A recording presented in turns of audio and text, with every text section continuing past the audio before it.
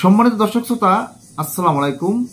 আজকে আপনাদের সামনে সার্জিস আলমকে নিয়ে গুরুত্বপূর্ণ একটা বিষয় নিয়ে আলোচনায় এসেছি, যে শতাধিক গাড়ি বহর নিয়ে সার্জিসের শোডাউন।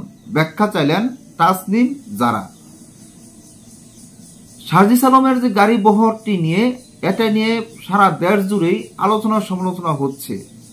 সে 1 থেকে 150 গাড়ি বহরে তার জেলা পঞ্চগড়ের 5টি উপজেলা সফর করেছেন। এখন এই সফর করা অবস্থায় সে এতগুলো গাড়ি সে নিয়ে সে তার শোডাউন দিয়েছে। এখন সে শোডাউন দেখে তার এলাকায় নয়, সারা বাংলাদেশের মানুষই এটা নিয়ে এক আলোচনা সমালোচনা করিতেছে। সে এত টাকা পাইল কই? এখানে তার যে বিলাসবহুল জীবনযাপন, এটা কিভাবে আসলো এবং তার যে টাকার উৎস, এটা কোথায় থেকে আসলো, এবং সার্জিস আলমের পৈতৃক সম্পত্তি, তার দাদার সম্পত্তি, এসব হিসাব করলে তার এই বিলাসবহুল জীবনযাপন করা চলবে কিনা? যারা হাজার হাজার কোটি টাকার মালিক, তারাও তো এত গাড়ি নিয়ে শোডাউন করতে দেখা যায়নি। তার নির্বাচন যে করবেন, নির্বাচনের টাকার উৎস কোথা থেকে আসবে, এমন হিসাবও সে দিয়েছেন। তার দাদার যে সম্পত্তি রেখে গেছেন, সেই সম্পদ যদি ব্যয় করে তাহলে তার নির্বাচনের টাকা হয়ে যাবে। কথা সার্জিসকে নিয়ে যে আলোচনা হচ্ছে, এই আলোচনার যে ব্যাখ্যা, এই ব্যাখ্যা চেয়েছেন তাসনিম জারা।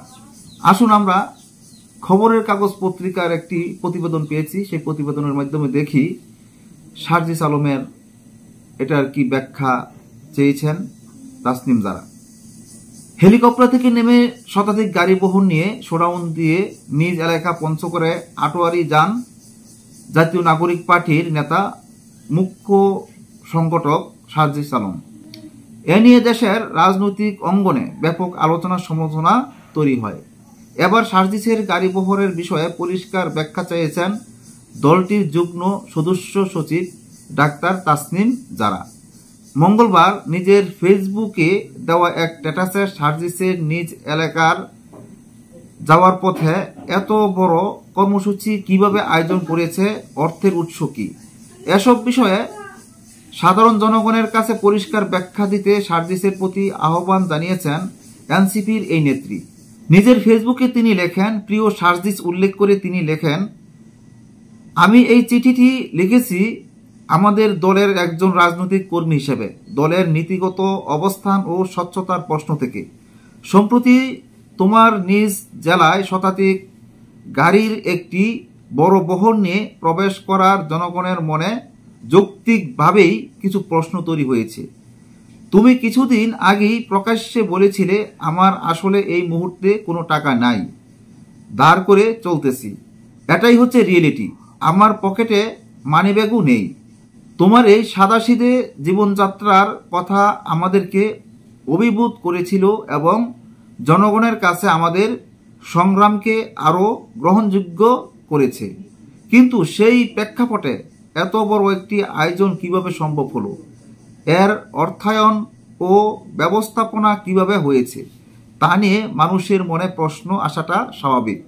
আমাদের দল স্বচ্ছতা, সততা ও জবাবদিহিতার ভিত্তিতে একটি নতুন রাজনৈতিক সংস্কৃতি গড়ে তোলার যে প্রতিশ্রুতি দিয়েছে, সে জায়গা থেকে এসব প্রশ্নের স্পষ্ট ও নির্ভরযোগ্য উত্তর দেওয়া আমাদের সবারই দায়িত্ব। আমি আশা করি বিষয়টি তুমি আন্তরিকতার সঙ্গে বিবেচনা করবে এবং জনগণের সামনে একটি গ্রহণযোগ্য ও পরিষ্কার ব্যাখ্যা তুলে ধরবে।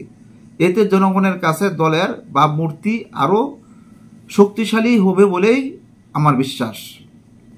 সম্মানিত দর্শক শ্রোতা, আপনারা এই তাসনিম জারার কথাগুলো শুনে অবশ্যই খুশি হয়েছেন যে একটা রাজনৈতিক দল চালাতে গেলে টাকার উৎস লাগে। সার্জিস আলম কিছুদিন আগে বলেছে তার মানিব্যাগ খালি, তার টাকা পয়সা নেই, সে নিঃসম্বল।